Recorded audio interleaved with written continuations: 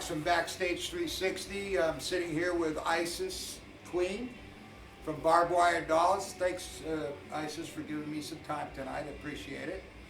I guess the first question I had was, how did you guys come to the States and when? Our first time coming to the States was in 2010. That was after Rodney Bingenheimer, which is an amazing DJ out of the rock radio station KROQ from Los Angeles. He started playing our music, and it was the first time that anyone really had played any rock bands in the U.S., let alone on a corporate radio station like K-Rock. So Rodney invited us out for a K-Rock show, and we sold everything and we came out. There was nothing going on in Greece at the time. That's where we're from Greece. And it was needed, and it came at the perfect time. And that kind of catapulted everything else that we've done from then on. Right. And I mean, the information that I got online, you guys are workaholics. I mean, you're touring nonstop as far as I know, for the last couple of years. Like hundreds of shows. Well, you gotta keep playing, otherwise you start working for the man. Right. Now, you guys are self-promoted? Yeah, everything we do is not necessarily our choice, but it's ended up being that way. You know, when you don't really, you got to do what you got to do, and sometimes you have to do it yourself. And that's exactly what Barbed Wire Dolls ends up doing, is handling everything by themselves. And, but, you know, I mean, we've done so much, but we've done it on a budget of whatever we make from shows and merchandise. And we are, you know, a DIY band essentially, so you don't think in the thousands, you know what I mean? We're basically just doing what we can do to, you know, keep our souls alive through playing music that we love, and, you know, that dream will inspire other people to do the same thing. Right. And that's what's important, not, you know, anything else. Right. Now, you guys, the area of Greece that you come from what I gathered, reading some blogs online, is kind of like an artist colony. Am I right? Yeah. The island that we live in is the southernmost island of Greece, and we live in the mountains in a beautiful village called Avdou, otherwise. And there's an artist commune up there, and that's where me and Pin the guitarist started the band. And other great, you know, musicians have come out of there, and other musicians have come and just to be inspired have come there, like Flogging Molly and Jello Biafra from Dead Kennedys, and right. all the members of Group Love, an indie band, you know, formed there. So it's definitely an inspirational place, and it's full of musical energy. So we wanted to do something that wasn't, at the time, you know, popular. You know, we were just tired and we were bored with the music industry. We're tired, and it's kind of still are, with what's being played, you know, on the radio stations. Rock and roll has become so nice and wimpy and boring and soft and safe. Everything rock and roll isn't. And I think a lot of it has to do with the fact that, you know, that's the major labels kind of have, you know, their hands in it, and there's a recipe that's being followed with all these bands, and it's becoming very stale. And that's why we started Barbed Wire Dolls, because we were influenced by the New York Dolls, which came out in New York in the 70s, when everything was stale and boring and everything was being repeated over and over. New York Dolls came out and said big fuck you to the system. Absolutely. And changed everything, which catapulted new bands, a new sound, a new era in music and rock and roll. And you and I talked about the Dolls, how close I was to the Dolls back then. And you know, my memories are so vivid, they're like in Technicolor, you know?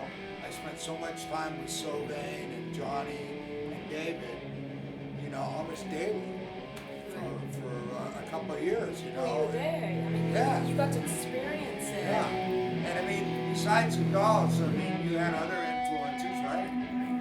Yeah, of course. I mean, we like to think of punk rock not necessarily as a genre, but an idea, which is what it started out to be. Was, you can do it without the rules. You can do it without knowing how to play. You could do it, without having any sort of idea to it. Just do it and be it and own it, and it will become what it naturally should be. And that's what music should be about, because it's in every single one of us, music, and the identity to be whatever you want to be. I mean, it shouldn't be, this is who you are, I will place you in your little hole. Your hole, and that's where you will stay, grow, and live and be.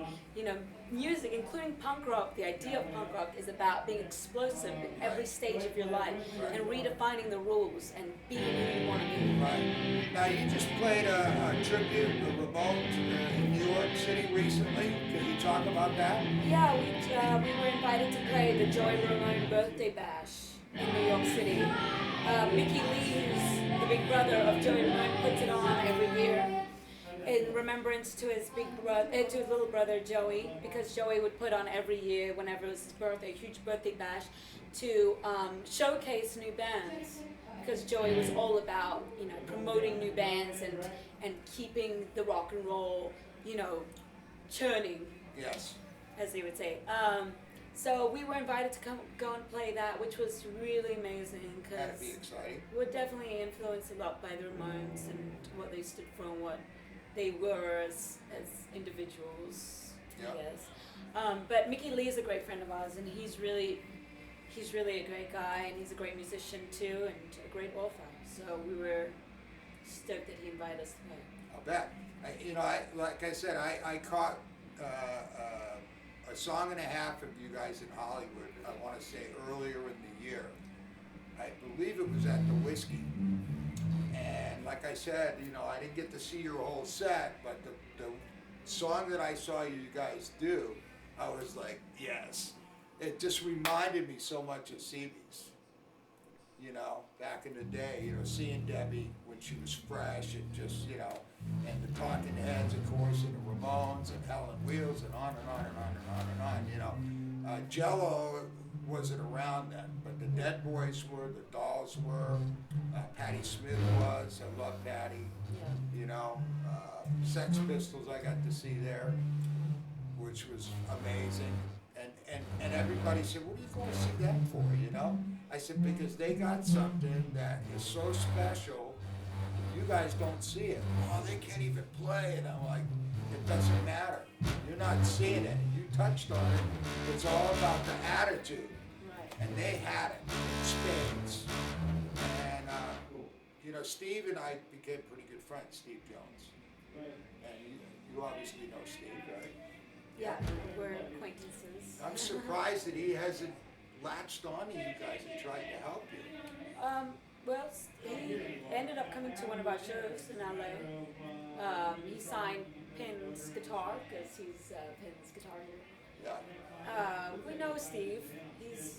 He's doing what he needs to do. He's got his his radio station. Not necessarily the type of music. He's not necessarily into the type of music that we play anymore.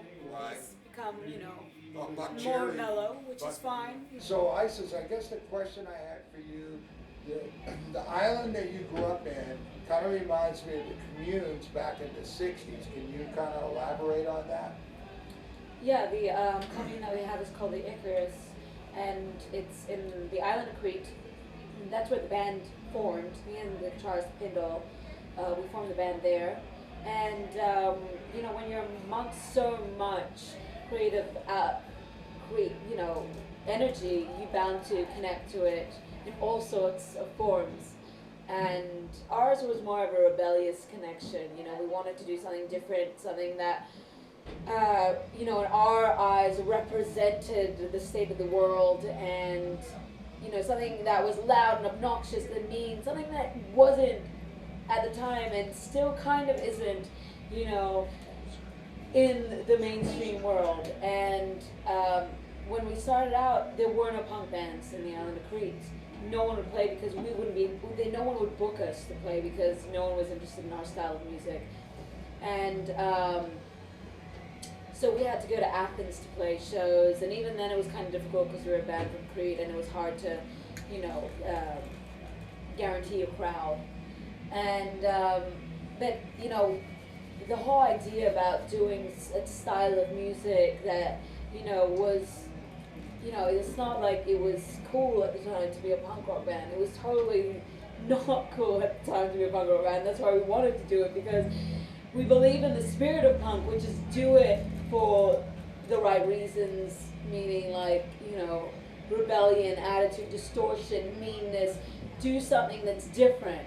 You know, I'm not interested in the punk pop bands, I'm not interested in the bands that follow a genre, I'm interested in, you know, the styles of music that are formed just to be an expressive source. And we got our name based on the idea of the New York Dolls, because at the time they were doing what, you know, was totally taboo and different, and they started a whole new revolution because of it. So many bands were formed because of the New York Dolls, and you know, New York was just, you know, a huge energy burst of expression, and it was all because of the certain seeds that planted them, like the MC5, the Stooges, and the New York Dolls. Right. So that's definitely what I would like to see in, you know, in the future. I mean, people are getting inspired and influenced by older bands. You know, older bands are getting back together, they're reforming. But where's the new bands? Where's the new creative sources? Where are the bands that are ready to say fuck you and do it because they need to do it, not because they're trying to follow a recipe to sell CDs, to sell their music, to sell their, you know, to be a part of the genre that's selling at this time. You know, form a band just to form a band and to really mean it, not just form it so you could play weekend shows and do it because, you know, it's something to do. I mean, do it because you want to do it, because you need to express something inside of you. You know, that's what it's all about, that freedom of expression. And only music can do it, because we're all music. It's part of our souls. Yes, and you know, I kind of agree with that. You know, growing up back then in that era and living there in New York when all that was going on, you know, I definitely was inspired by a lot of the bands that you guys liked. I mean, obviously the Ramones and the Clash, and you know, the Dolls, of course. You know, I got to know Johnny and Sylvain and David pretty well back then, and we were all kind of running around together at the same time, and it's you know, it was a special time. And you're right, it was an attitude, it was a vibe that was new and fresh. And when I saw you guys in LA, I immediately connected with you. I was talking with Pin earlier about that, and I get it. You know, even though I'm an old son of a bitch now, I totally get what you guys are talking about. And it is all about the expression. It is all about putting your soul into your music. And when I saw you guys perform, that's what I saw. That's what attracted me to you guys. That's why we wanted to do this interview. We appreciate that. I'm glad you came out. Yeah, we're super excited. Well, it's people like you that are, you know, make this so much easier, because, I mean, as a band, we can't do anything without the support of the people around us, including our fans. You know, the reason why Barb Dolls succeeds and continues to play, and we have, you know, we can play 750 shows in less than 5 years around the world, is because we have a fan base that believes and connects, and, you know, there's a relationship there. And we're grateful for those fans. We need them, and, you know, we're grateful to people like you that go out of your way to come all the way to Ramona and book shows for us and put us on fancy videos. Well, listen, you know, we're going to put you guys on the cover of our magazine next month. And I didn't pay him to do that. No, you didn't. And, you know, we're excited because it's something different. We want to make sure that we're covering all types of music, even country. We do a lot of stuff with bands that don't have near the fan base that you do, because we're trying to help people promote their music, and that's what we're all about. We're a music magazine, strictly about the music, and you guys got it. It's good time. Anyway, I guess the last question I had for you, let's talk a little bit about the new album. I know you're still working on it. Well, actually, we have a debut album that was recorded with Steve Albini in Chicago. Right. That's our first album called Slit. We've recorded a brand new album, 14 songs, unreleased songs. We don't have a label to put it out. Before we were doing it where we would put out our albums to different distributors or record labels and in certain areas, and they would print out X amount of copies that we would allow and so forth. But we just, we've done everything we can possibly do as a DIY band. We're trying to take it, we're gonna take it to the next level. It's happening already, and we got a lot of people interested in this new album. So it's just about who's gonna be the father to take care of it and put it out with their mother company. And we're also going into the desert to record another album, which has been inspired by the unfortunate bombings in Paris. And we're going into the desert, into the Joshua Tree Desert, to record with the guitarist of Eagles of Death Metal at his studio called Rancho de la Luna. So we're very excited about that, and we're very grateful that inspiration could come in the deepest hours of reality.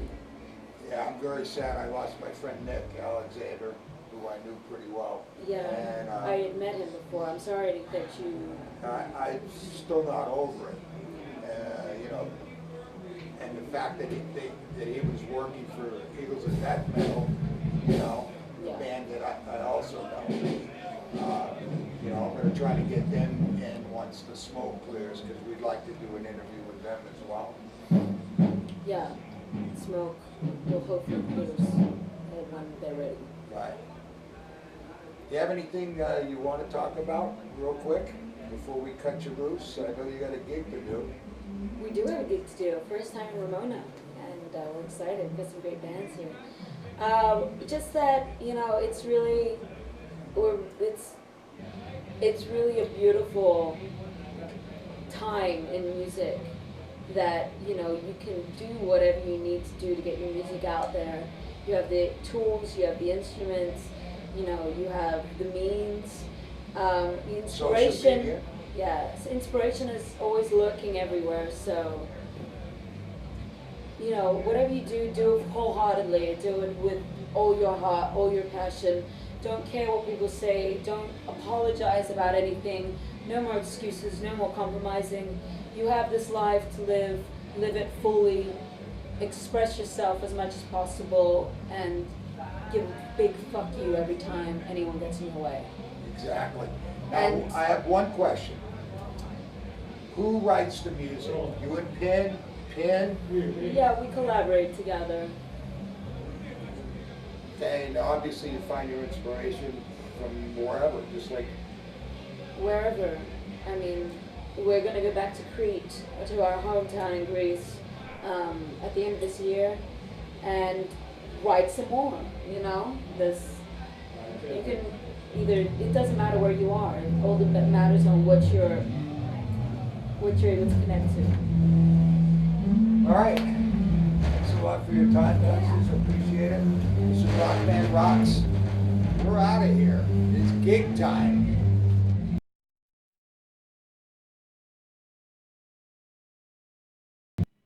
All right, we're backstage again with Pin Doll from the Barbed Wire Dolls, and I want to thank you for taking the time to sit down and chat with us for a few minutes. I guess my first question, what was the inspiration for starting Barbed Wire Dolls with ISIS? Actually, I had my own band called Black Ocean in Greece, and I'd done a lot of stuff. I was doing some stuff, and Isis was living at the commune, and she was hearing all the artists sing every Friday night the songs they wrote that week. All the singers that were there, writers. And she started learning all their songs, and she could sing them, and she had this knack of remembering the lyrics. And we started talking about music, and I told her about Zeppelin, and she didn't know much about them other than just a little bit here and there. So we watched The Song Remains the Same, the documentary film of their tour in the United States in '77, and she watched it, made me watch it 3 times in a row till dawn. she was so inspired by that movie. And when she finished, she said, "I want to do that." And I had no idea what she was talking about. And I said, "What?" She goes, "I want to sing." I didn't even know she was a singer. She wasn't a singer. And so she said, "Let's start a band." So we started a band. What type of band are we going to start? My blood was in punk since the day one, and I was like, I can't play Zeppelin stuff. So if you want to play Zeppelin stuff, you're gonna have to get another band. So we started talking about it. Next thing you know, we started Barb Dolls, basically because of that's what we are. We want to yell at the world, and we want to express ourselves. So nothing better than punk rock. So Absolutely, it's all attitude. yeah.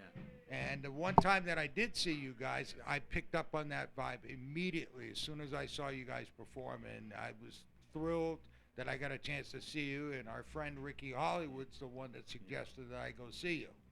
Well, obviously, if you get it, it's because you got it. A lot of people out there are not. No offense to your wisdom, but they've been introduced to a lot of different music that doesn't have any power or attitude or anything. So when they see something with attitude, they first of all they walk out. They don't stay for anything. So it's like you got to create something totally brand new right now. Like you have to tear down everything that's been built up, let the dinosaurs stay that are great, but you're creating something new, and that's what Barber Dolls are about, is creating something brand new. Even though we might have history and inspiration and influence from the past, it's a meta-modernist approach where we're taking something from the past and taking something present and creating something new that has never been done before. And actually, it hasn't been done before. What we're doing is so unique. Isis is just unique on stage. She doesn't copy anybody. She's just herself, and someday people will be copying her as best as they can. Yeah, I kind of got that vibe too. And I was telling Brian, my partner, you wait till you see this band live because it's all about the live performance. The energy that she puts out just blew me away. I mean, and she gets it. Yeah. And we just talked with her before you, and some of the things that we talked about, will be able to play for you once it's edited, and you'll see exactly what we just saw when we were in here. Great. Now, I see her every night on stage, hundreds of shows constantly, and night after night. There's no bad show. It's like I don't know how she gets the energy to do that every night, but she puts her heart and soul into it. We're just playing music. right. She puts something more than that into it. Yeah, her soul. Yeah. Yeah, she gets it. Now, I got to ask you, because I saw the guitars during sound check and I was blown away. What kind of guitars are these? It's a custom-made guitar by Bill Foley, Foley Foley. He's a luthier from Columbus, Ohio, that is just this little genius in this little store called German Village Music House. He's been building guitars for decades. He wrote the book How to Build Your Own Electric Guitar a long time ago. And he builds guitars. He's built one for Keith Richards. He's working on one right now for Carlos Santana, I guess Clapton. And he just happened to see me when I played in Columbus. And I play, I've been playing for a long time, my 1978 Gold Top Standard Gibson. And I've tried every guitar pretty much out there, and nothing compared to that guitar ever. And he told me he could build me a better guitar, and I pretty much laughed in his face. I said, "Dude, you don't understand what I'm playing. I'm going through two full stacks of Marshalls. Nothing can sound better than this Les Paul." And he said, "Come to my shop." So I went to his shop the next day, and he showed me some of the guitars he made, and I was like, "Okay, it's great, but it's not my style, and I need something, different." And so he said, "Come back in 6 months." I said, "I'll be back in whatever we figured out. We'll be back in 6 months." And I told him it's got to be like this, it's got to be like that. And he said, "Okay, he'll work on it." And he designed the Dirty Truth. It's called Truth. He says I play 3 chords and we sing about the truth. So he designed it, made it. I took it, and as soon as I plugged it in my Les Pauls first, and I said, "Okay, that's the sound." Then I plugged his, and it was just broader in every area, lows, highs, mids. I couldn't believe it, and our drummer was like, "I cannot believe you can have a better sounding guitar." So I took it on the road, and after 100 shows, I told him, "Don't change anything. It's magical." So he built me another one, and it's my own model called Truth. And I was just honored because when I had the showing, revealing of it in Columbus when I was there, Lee Ronaldo from Sonic Youth came, and you know he's a hero in my book. What he does with Sonic Youth, Absolutely. and you know, took my guitar and he played it, and he was really interested in it too. So, but yeah, it's the most badass guitar I could imagine, and yeah, you know, you gotta support this guy who sits in a little store 10 hours a day, making guitars, not to make money. I mean, he's just doing it, and he's made a few thousand now. Bill Foley's excellent guy. You heard that right here on the Rockman Rock Show. Bill Foley guitars. And speaking of that, one of the friends of Slash from Guns N' Roses, I guess, I don't know, Slash heard our album, whatever, some of the new songs we've done, and he said he loved the guitar tone. And I said, like, that can't get that tone without that Truth guitar by Bill Foley. So. And what kind of strings you using? I don't even know. I just use whatever, you know. Whatever's Bill Foley available. just puts them on there, and I just did a whole, I don't know, 40 shows, and I didn't even change my strings. I just, you know, I don't even change strings. You know, the guitar doesn't, nothing breaks, so it just keeps working. You know. Yeah, that's perfect. Now, I guess the last question I had for you, I know you guys are going to be going out to the desert, because Isis mentioned that. And she said the inspiration, obviously, is the thing in Paris. And I told her that my friend Nick Alexander was killed there, working for Eagles of Death Metal. Yeah. And you're going to be out at their studio, I understand? Yeah, it's just kind of weird circumstance. I mean, we're very, you know, can't even talk about what happened because I can't imagine what it'd be like for someone. But I mean, I got an email from Dave Catching, the guitarist, you know, from Eagles of Death Metal, who owns Rancho de Luna, literally 10 minutes before he hit the stage, saying everything's set for Sunday, you know, and we're recording with this guy named Hayden Scott, who's his engineer. He's a great drummer too, and you know, I'm talking to, you know, where we're going to be staying with Hutch over there and from Earthlings and stuff, and then this happened, and I thought, okay, they're probably going to cancel it. They're going to say, you know, you can't record. We don't want anything going in there. And I was very surprised to get an email saying, you know, we're waiting for you on Sunday. And I'm like, well, I'm grateful for that because pretty much we wrote a whole new album in 1 week preparing for this recording and to do in the desert because we know it's got to be something very spiritual and magical. And so we're going to debut some of those songs tonight for the first time just to get them ready because in 2 days we're going to be recording them. So I just, you know, really want to send a message of peace to the people out there to understand, to accept, to coexist, as they say. You know, the world is a beautiful place if you allow it to be and find ways to share that love. All right. I want to thank you again for giving me the time, and thanks for the insight, man. That played at CBGB's is legend in my book. Well, I appreciate that. I loved playing there, and I loved the people that ran it, and I absolutely loved the bands that came out of there. Yeah. And I'm just grateful that I was one of them. Yeah. All right. Awesome. Rock and roll. Respect, brother. All right. Thank you. Rockman Rocks. BackStage360 signing off.